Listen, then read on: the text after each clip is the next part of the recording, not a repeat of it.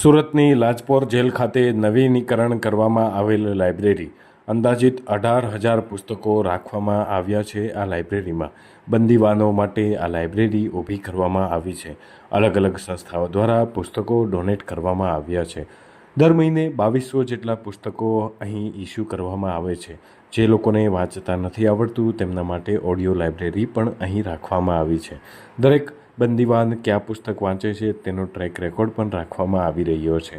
પુસ્તક વાંચવાથી બંદીવાનોમાં પરિવર્તન આવ્યું હોય તેવું પણ જાણવા મળી રહ્યું છે. લાજપોર જેલ ખાતે કેદી સુધારાત્મક પ્રવૃત્તિ બાબતે ઘણી બધી એક્ટિવિટીઝ ચાલી રહી છે. તેના જ એક ભાગરૂપે અત્રે લાઇબ્રેરી છે તેમાં 18,000થી વધારે પુસ્તકો છે. જે બંદીવાનો નવા આવતા હોય વત્તા જૂના જે બંદીવાનો છે અમને અમે સતત વિવિધ એક્ટિવિટીઝમાં પાર્ટિસિપેટ થવા માટે પ્રોત્સાહિત કરતા હોઈએ છીએ, જેમ કે યોગા, મેડિટેશન, સ્કૂલ, લાઇબ્રેરી આવી ઘણી બધી વ્યવસ્થાઓ છે. ભાગરૂપે લાઇબ્રેરીમાં બી વાંચન માટે અમે એમને પ્રોત્સાહિત કરીએ છીએ અને એમાં વાંચનનું પ્રમાણ વધે એ માટે અમે મહેનત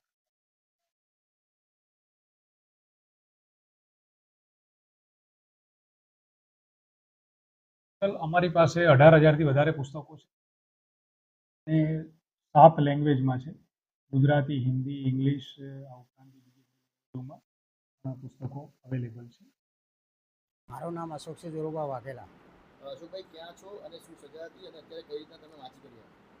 હું અત્યારે લાજપોર મધ્યસ્થ જેલમાં છું અને છેલ્લા 302ની અંદર છેલ્લા 14 વર્ષથી આજીવન કેદની સજા ભોગવી રહ્યો છું.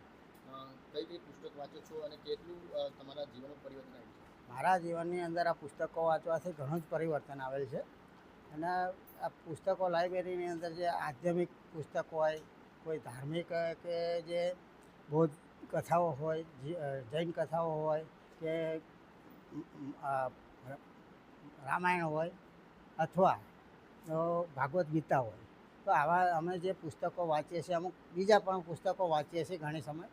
તો પુસ્તકો વાંચવાથી અમને ઘણો મનની અંદર આનંદ થાય છે અને વત્તા અમારું પરિવર્તન પણ અમને ઘણું બદલવા માટેનો વિચાર આવે છે કે ભાઈ જે અમારાથી ભૂલ થઈ ગઈ છે હવે ફરીથી જીવનની અંદર ક્યારેય ભૂલ થાય નહીં અને અમારાથી જે ભૂલ થઈ છે પણ બહાર પણ કોઈ આવી ભૂલ જીવનની અંદર કરે નહીં અને સારી રીતે જીવન જીવે. સમાજની અંદર બધા માણસો, આપણા પરિવારના માણસો કે જે તે આપણા વ્યક્તિઓ હોય એમને આપણે સમજાવી શકીએ છીએ. આપણે રજા ઉપર જઈએ આવીએ ત્યારે પણ બધાને જણાવીએ છીએ કે ભાઈ અમે જે કર્યું છે એવું હવે તમે કોઈ કરતા નહીં અને અમે જે અત્યાર સુધી અમારા ગુનાની ભૂલ થઈ ગયેલી છે એવો ફરીથી અમારા જીવનની અંદર ક્યારેય ભૂલ થાય નહીં એ માટે અમારું પરિવર્તન ઘણું આવી ગયું છે. અમારા મનની અંદર ખોટા વિચારો આવતા નથી અને સારું કંઈક કરવું એવા મનની અંદર વિચારો આવે છે.